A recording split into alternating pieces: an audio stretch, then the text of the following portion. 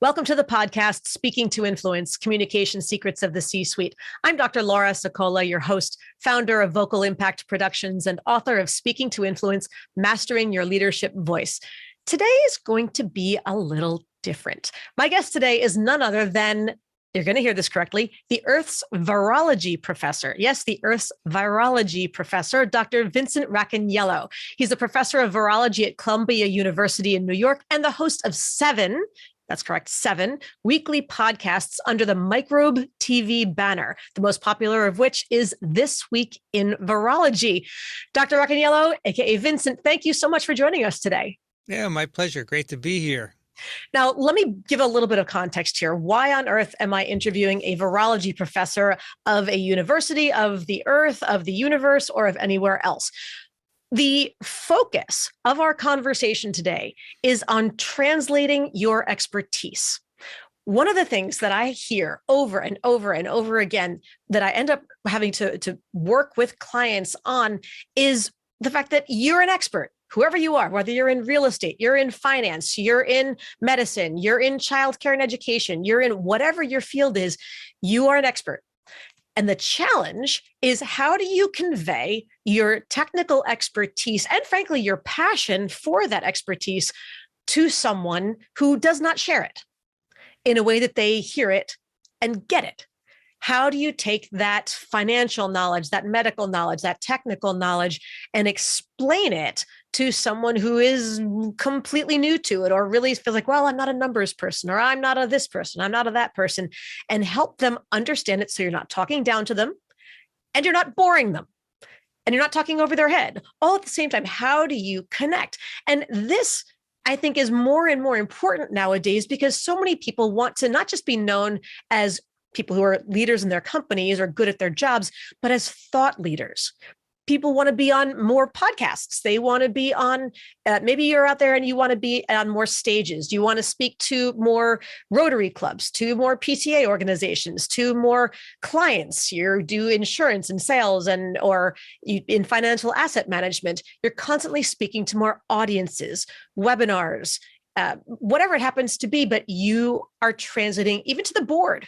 Who's your board of directors? They're not experts the way that you are. How do you take that and connect with it? Remember our 3 C's, the ability to command the room, connect with the audience, and close the deal. Translating your expertise and your passion so that they understand it and feel it at the same time. And our Earth's virology professor today has mastered that science and art. And it really is a combination of the science, because it's your technical science, but it's also the science of engagement and the art. It's two sides of the coin, the science and the art of how to engage an audience and make them actually interested in what you think is fascinating.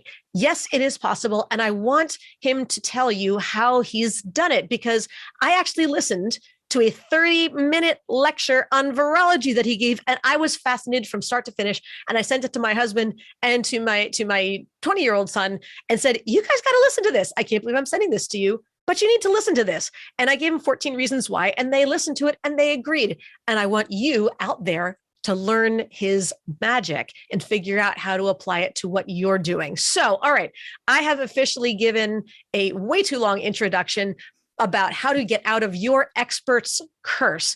But Vincent, please tell everybody out there how you started in the virology department at Columbia University, how that led to one podcast 20 years ago, before most of us were at all following podcasts, before it was vogue and even just normal, regular, that everybody had one. And now 7, you're about to launch your 7th podcast, meaning all of them at the same time, not the other 6 ended and now we're trying a 7th all at the same time. It's a suite of ongoing podcasts. Vincent, give us your story. How did this happen?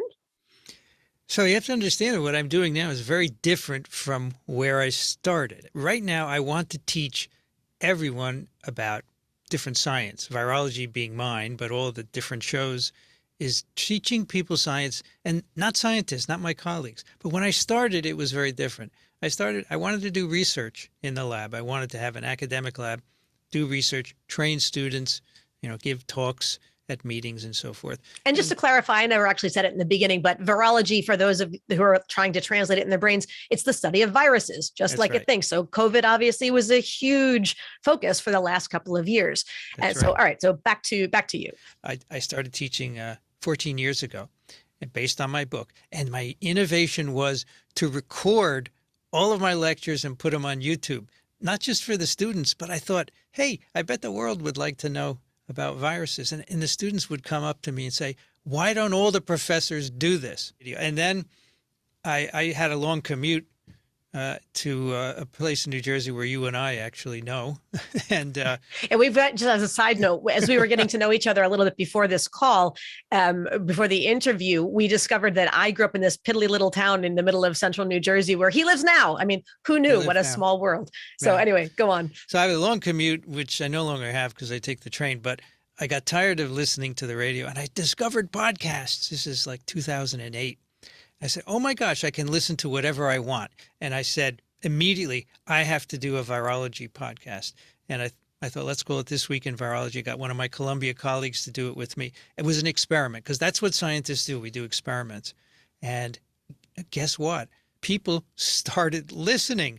Oh my gosh. And that podcast exists to this day. We recorded our 920th episode last week. We during the pandemic, This Week in Virology. And during the pandemic, we were doing 3 episodes a week. Now we do 2. And it has driven everything else. So I said, oh my gosh, I can actually teach other people. And so we started all these other podcasts. I recruited experts in different fields to do it with me. I now do live streams on YouTube where I Wednesday nights at 8 p.m. Eastern, you can go over there and check it out. People ask questions about COVID and other viruses. We have 500-600 people from all over the world. I am blown away by the reach of this technology that allows a professor like me to teach the world. So I am now doing this full time. I am teaching and communicating with the world. I closed my lab just last week. I don't do any research anymore. I'm still at Columbia. I teach, but I think I can have a bigger impact teaching people about viruses and other subjects from this little studio here. So that's the story of it. And it's really been an evolution over the last 15 or 20 years or so. It wasn't what I planned to do. I had planned to just do research the rest of my life. But I really like when things turn out differently from what you had planned. Yes, which is good because they typically do. What's the phrase? If you want to make God laugh, tell him or tell her your plans.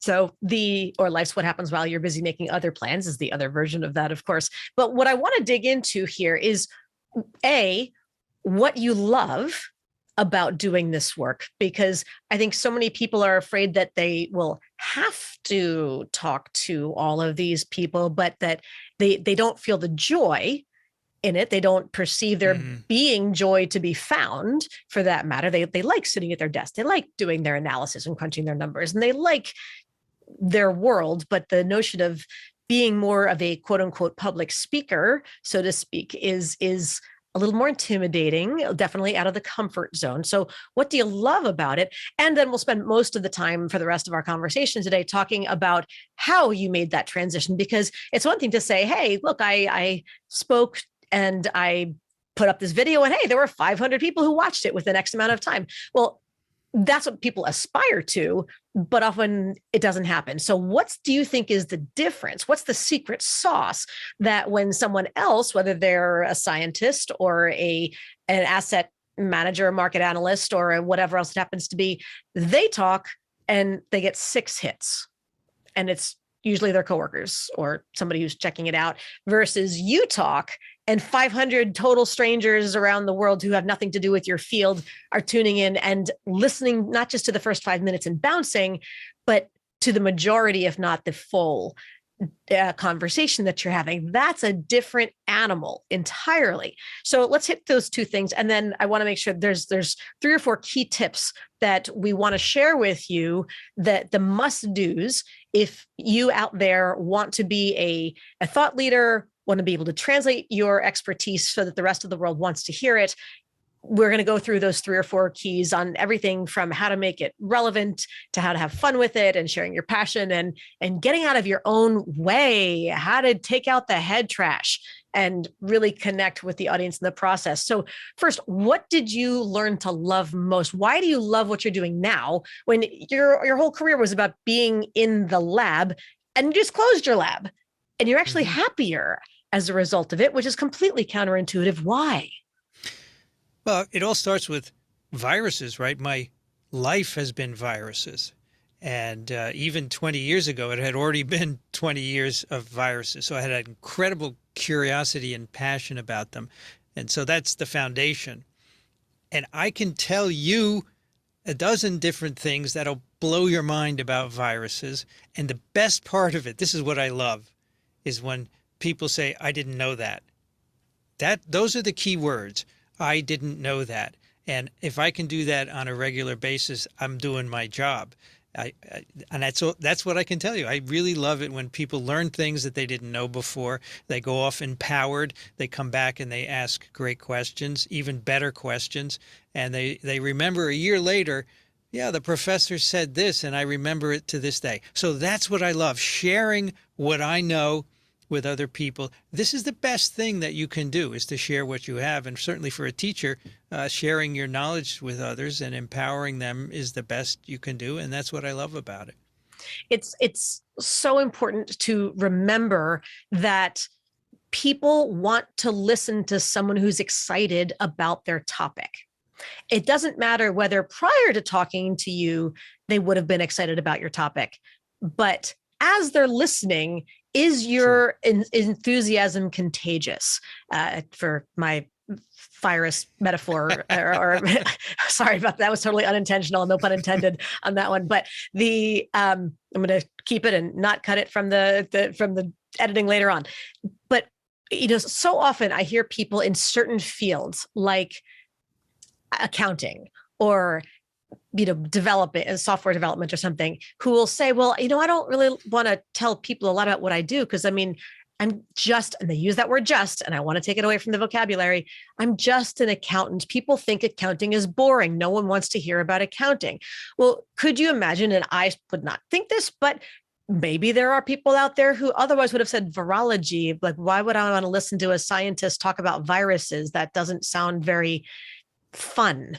That's it. And yet, when you're listening to him, it's his passion for it that makes him like, oh, I'm kind of curious now. What do you love about it? There's a love. I want to love a topic. People want to share that enthusiasm. So how then, now we've got your passion, we've got what you loved about it. What are some of the things that you learned along the way, as far as how not just to data dump information about viruses onto your audience, but how to decide what to share and how to share it to make 500 people want to just instantaneously listen, to tune in and listen and come back for more? That's really the magic in it, right? How do you make them want to come back for more? What's a big lesson that you learned early on? By the way, I have the same feeling about the just word. Ooh, talk to me about that. Early on, people who say, oh, I'm just a graduate student. And I told them, drop the just. We are all something. Yes. You are what you are. And I said that on a stream somewhere. You are exactly what you are. And people repeat it all the time because they love it. And I don't have to say I'm just a PhD. I'm just an MD. It's become a joke now. People write in and say, oh, I'm just an MD, and they know that I don't like that, but just get rid of the just word. I was just at a meeting last week and people kept using it. I'm just a student. I said, please, no just. You are what you are. And you know what? Their eyes light up. They're happy to know that there's something, right? Yes, that you validated them. Absolutely. People will justify anything they want if it's an excuse to not have to step out of their comfort zone. So anyway, go on. What's an early lesson? Very important for teaching. All right. Thank you. So the early level, because we talked about curiosity and passion, or have we not yet? I'm mixing it all up. We talked, you have to have that for your subject, because if you don't, you're never going to be interesting. And how do you get that? It's hard, because you have to love what you do. You have to spend a certain amount of time doing it before you can generate that curiosity and passion. But that's the best way to be a terrific teacher, is to show them that you're amazed at what you're teaching them. If I'm teaching about viruses, I am amazed at certain activities of viruses. So passion and curiosity is key. The other that's really important is to be simple and not use a lot of words. I use slides, for example. I like to put pictures on the slides and talk from that. There's nothing worse than having text on a slide and having the students look at it. I could see their eyes up there and not paying any attention to me. So get rid of the words, use pictures as much as you can. Make it relevant to them.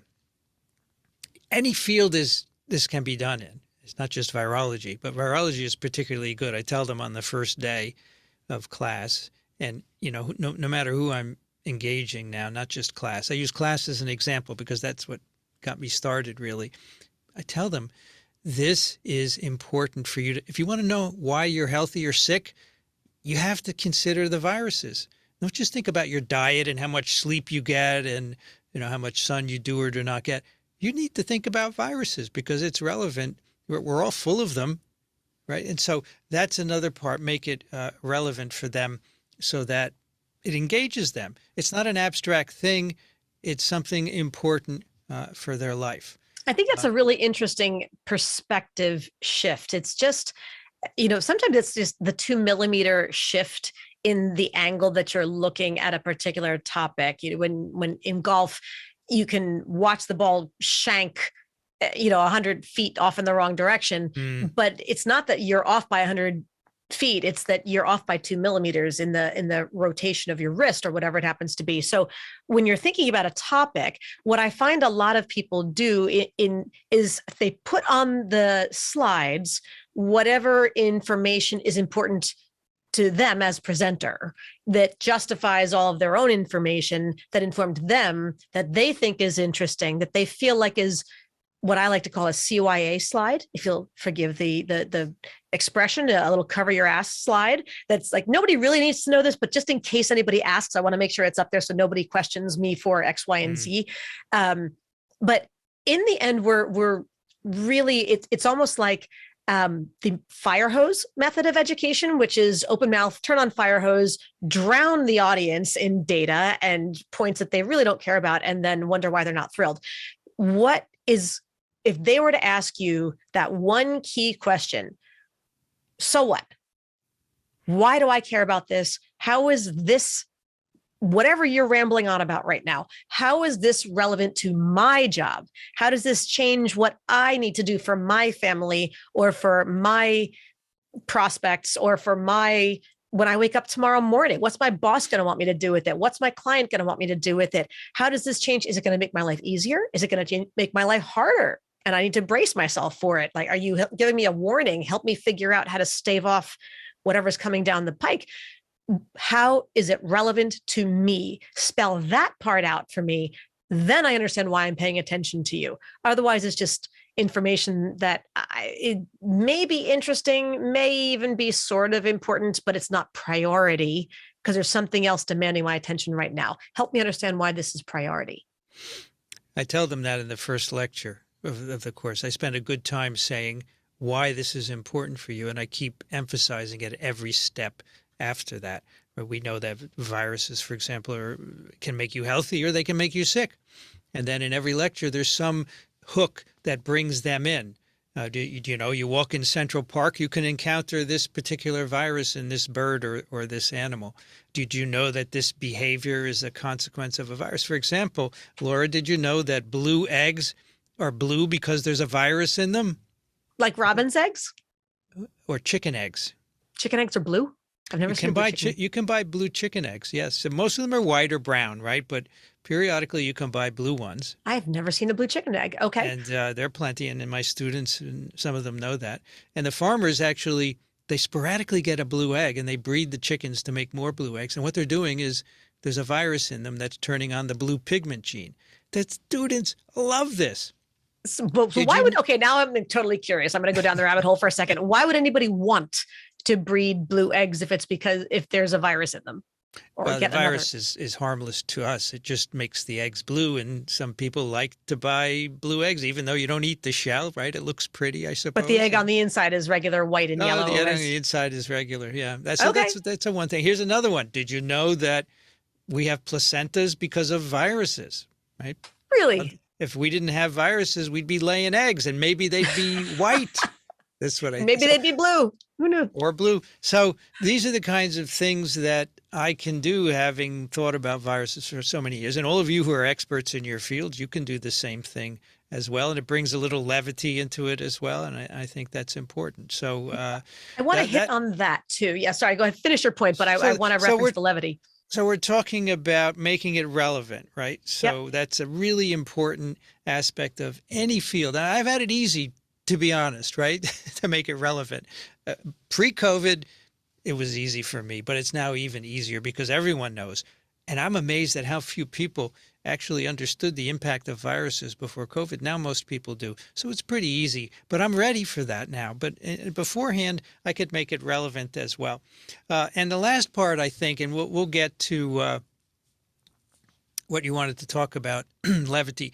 The last part is very important, and that's to admit when you don't know something or when you're wrong. Mm. I learned very early on that the most cred you can get from people is to say, I'm wrong. I remember writing a blog post many years ago, and it was about a disease that affects many people. So a lot of people were reading it. And some people objected to my conclusions. So I looked into it and I was wrong. And so I wrote a post saying I was wrong. I never had so many people admiring my behavior when I did that. They said, oh my gosh, a scientist who admits that he or she is wrong. I've never seen this. So at every level from that point on, I am very quick to admit when I'm wrong. I'm very quick to say when I don't know something. I don't know if it's known or not, but I'll look it up. I think humility is really important. To treat your class or whoever you're talking to as peers. Don't look down on them. Don't, even though you know more than they do about the subject, don't make it clear. Engage them in a way that you're having a friendly conversation with them. And, by the way, did you know this? I think that works really well. There's about 16 points in that last minute and a half that you brought up that I feel like I'm going to need about 3 more episodes to be able to really pull out all of it. The notion of humility as something that is important to keep your ego out of it, and recognize that a lot of these things that we'll be talking about, from humor and levity to humility to whatever else, these are not black and white factors. These are not you have it or you don't. It must look like this or like that. It's all or nothing. You can be humble without being humiliated. There's a difference. Humiliation is about stripping away dignity. Humility restores dignity. So to be able to just acknowledge confidently that you made a mistake is something that really, I think, uplifts to your example, Vincent. It enhanced your credibility and the respect people had for you, ironically, to admit that you're wrong. People admired you more for that than if you just stuck to your guns and said, no, I refuse to admit, I will not. That actually makes you look weaker. That's something that would require humility that you are not willing to do. And it can be very counterintuitive, but understanding that there's a place and a time for what I'll call unapologetic humility. And recognizing that that's something that can connect you with the audience, that you're not all hubris. Go ahead. In many fields, people don't want to be wrong, right? In science, nobody wants to be wrong. Not want to be, or maybe the science. You don't even the word wrong doesn't. You don't want to be part of your lexicon. In science, scientists are very reluctant to change their hypothesis, to say that their data doesn't prove it and so forth. So many scientists will stick to it for many, many years, but that doesn't work in teaching.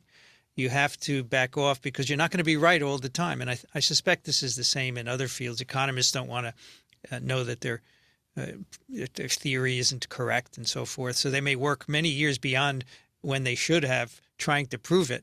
So if you want to teach people, either in a classroom or in a company, if you're trying to present information and convince people of something, you have to have humility. It will be your best friend in, say, clinching the deal. There's, oh, this guy is actually straightforward. I could work with him or her, So in the classroom, yeah, I got that wrong. Sometimes I'll come in the next day after a lecture and I say, you know what? I told you this. It's not right. And the students think better of you. And then when you translate that to the world, the world is my classroom now, right? I do the same thing on live streams. I tell, yeah, we messed that up. I did it just last week. I had something wrong. And I don't do it because I know they're going to see me differently. I do it because I want them to have the right information. And I think Sure. they appreciate that. And then they know that they can trust you, because if you Yes. do have other errors down the line, you will correct them, and you won't Yes. allow them to keep going on and propagating falsehoods because they thought they heard something from you, the expert. And so they keep repeating it. Then they're going to look foolish or potentially do something harmful or whatever else in worst case scenario. So I think they learn to trust you if they know that you will make sure that they're always equipped with what you understand to be best knowledge, best information. Right. Now, humility and vulnerability kind of go hand in hand, along with what we referenced before, which is that concept of levity, that concept of a little bit of humor, a little bit of fun that comes into a talk or a lecture.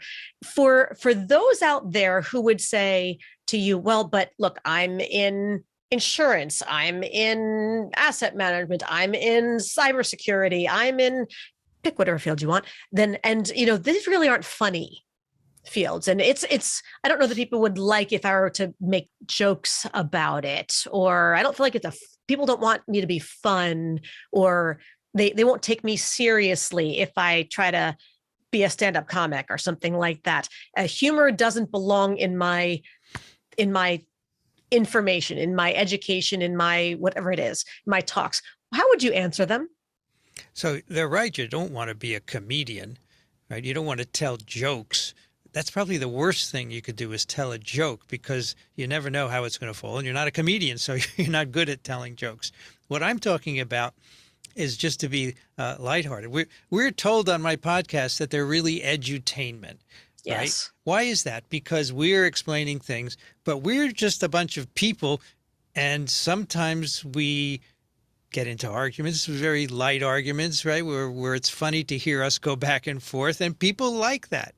I have this live stream with one woman every week where sometimes she'll say, Vincent, that's not right. And then I will react and people like this. It's just us being people. So that's one part of it. And of course, if you're up on the stage by yourself, then you're not going to do that. But in the classroom, I use a lighthearted approach. For example, I already told you about the blue eggs. Coming from viruses, and the placentas coming from viruses. And so I just say at the end of that, without viruses, we'd be laying eggs and they'd be white. And it's not really a joke that any comedian would say, but in the context of what I've just told them, I always hear them laughing at that. And it breaks up the lecture, and it lets them relax a little. And if you do this consistently, they say, oh, this is a human being here. And they open themselves up more to you. In fact, as I told you earlier, the first thing I say before I get going in that first lecture, I say, well, why am I teaching this class? I don't actually have to teach any classes if I don't want to. I teach this because I love viruses, and I love them more than I love my family. And I tell them not to tell anyone that. And this blows them away. Many students have said, after I heard you said that, I knew this was going to be a good class. So it's not a joke. It's just a kind of humorous thing to say. So I try and pepper it through all the lectures, but it's all related to what I'm telling them. I don't just pull something out and say, hey, did you hear this joke about it? No, that doesn't work. And I can understand why, if you're in insurance, that wouldn't work. But you can take your information and look at the lighthearted aspect of it. That's what I'm talking about. And sometimes the lighthearted aspect may just be your own personal experience with something, or Sure. Whatever's in the room. You notice they're a sport fan, or you notice they're whatever kind of coffee they're drinking. If there's a personal relationship you have with it, or there's no reason to not just make a lighthearted comment. It's not something. And I think people, as you said, number one, it's recognizing that there's a human attached to that data, that you are a human, not just a data Correct. spouting machine. But when I think when you think back to whether it's college days or high school or whatever classroom level it was, it could be a certification you took later on. Didn't you always learn better from the teachers who were kind of funny, or who at least would tell stories, or who would tell jokes, or who would just make it interesting? Again, not stand-up comedy, not making fun of their content, but just who made learning enjoyable and fun instead of putting you to sleep in the middle of class. Wasn't that important for you? Oh, absolutely. Who made it fun were the best. And you mentioned something that I also think is important, and that is telling stories. I have a lot of experience in virology. I've met a lot of well-known virologists. I've gone to meetings where interesting things have happened, and I pepper my lectures with them, and they like it. It is experience that they would never know about. Nobody else knows it. It's relevant to the material, and it's really worth putting in there. So yes, that's part of having it's making the lecture different. It's not all at the same level, just getting facts, right? You break it up in a variety of ways, and that's another way to do that. Sometimes it's just commentary. You're sharing some data, and you think of an offhand little note to self, and you want to add that little comment in. There are ways to lighten it up. There's part of one of the strategies that I'll often teach is what I call editorializing your data. So if you use the phrase, isn't that interesting? Or would you have, what was the phrase that you had used? You had a couple of them as far as something interesting that you would notice. Can you imagine? Or gee whiz, who would have thought these? This blows me away. I like to say that. This observation blows me away. And they're like, wait, this is a professor with a lot of years, serious guy, blows them away. And that takes them aback, right? It makes them realize that I'm really into it. Yes. Well, and frankly, when people are learning, and this is part of how the brain works when you're learning, but when you're just hearing fact after fact after fact, your brain is kind of an autopilot, just working in its mental spreadsheets of sorts and trying to carry the one. And when you are, I'm just like losing my train of thought here, but when you have the chance to, that's what it was. When you are, as the speaker, saying, hey, you add this subjective commentary, this framing on the side, which is along the lines of, this part blew me away. This is really interesting. Or who would have guessed? Then that's a sign to the audience's brain that's saying, wait, something unique is coming up. Wait, something interesting is about to come. I want to pay attention to this. I want to think something's interesting. I want to think something's unique. I want to be blown away. I want to have a new little factoid to share at my next cocktail party or whatever it happens to be. So that makes them tune in. And you're not just telling people what to think. You're priming them for how to feel about what you think. And people make decisions first and foremost based on emotional experiences, and then they look for the logic to back it up.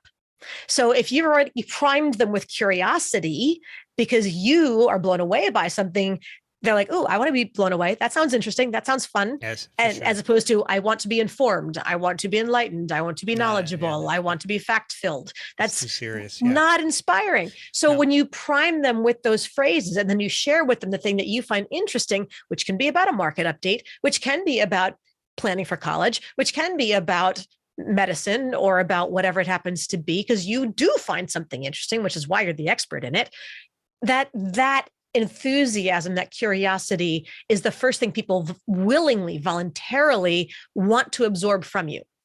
And then the data follows. And it's like paving the way for the information to get in.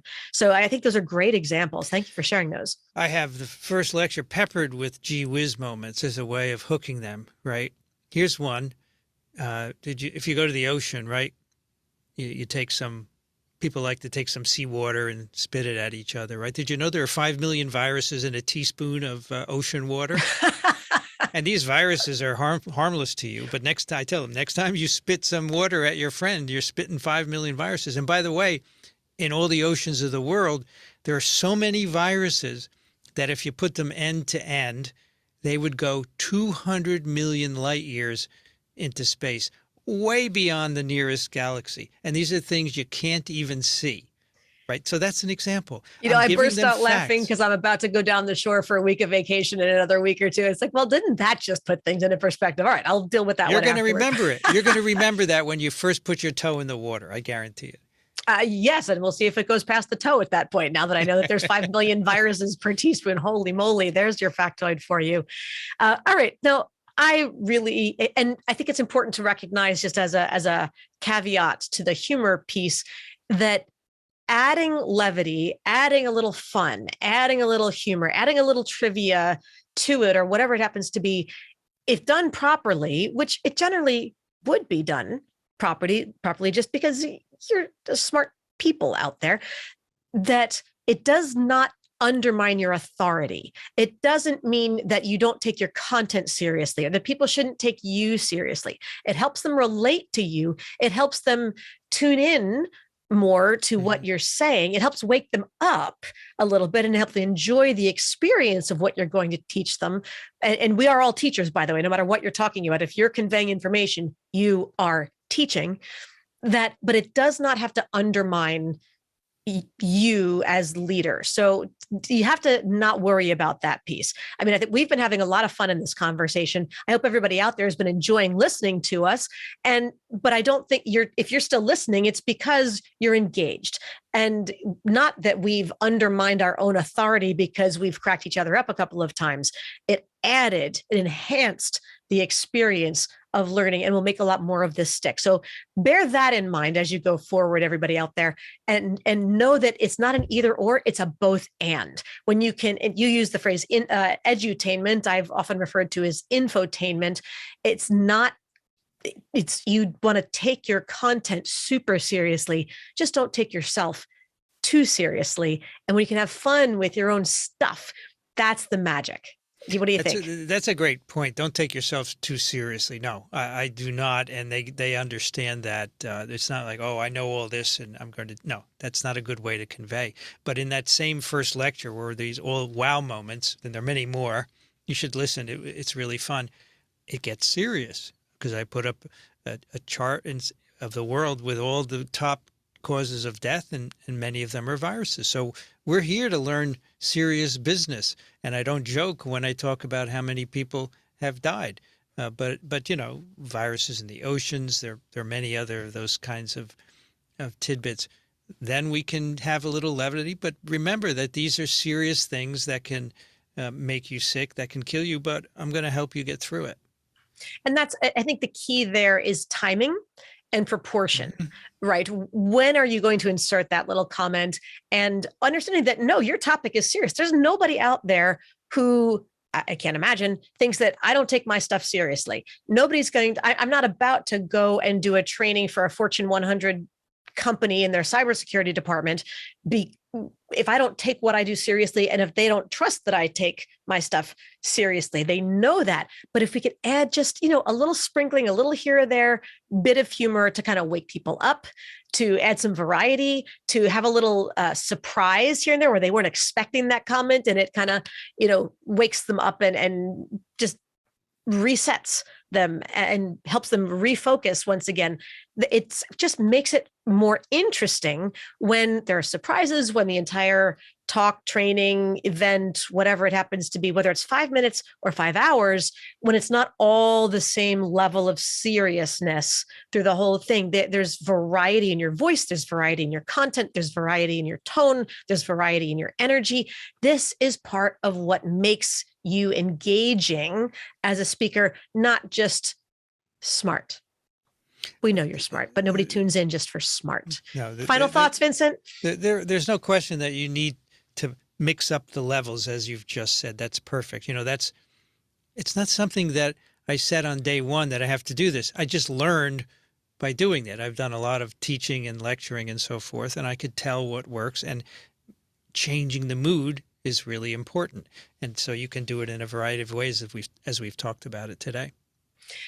I hate to do this, but I need to wrap up our conversation today. Vincent, thank you so much for joining us. How can people learn more about you and your various podcasts and learn more about viruses for that matter? Well, you can go to our main website, which is microbe.tv. right? Microbe.tv. So the extension is TV. It's not .com or anything else. It's .tv. And we'll put it in the show notes so people don't have to worry about writing it down. And that's where all the podcasts live. Many of them have video, and of course the video lives on YouTube. And so but the video is on microbe.tv. You can get over to YouTube. Over on YouTube, where we'll have a link also, you can find my lectures. Every year I record a new set of lectures at Columbia, my virology course, so those go up every year. I also have done an experiment. Last year I did a live stream virology course, 26 sessions where people come in from all over the world, and I'm showing slides and talking, and they're asking questions in the chat. They're talking among themselves. I really like it because I say, if this were a class, you guys couldn't be chatting in the back of the room, right? But here you can. You can answer each other's questions. I love it. I'm going to do more courses as live streams of all different kinds. So over on my YouTube channel, you can find those as well. And we're always looking for more people to teach. So come on by.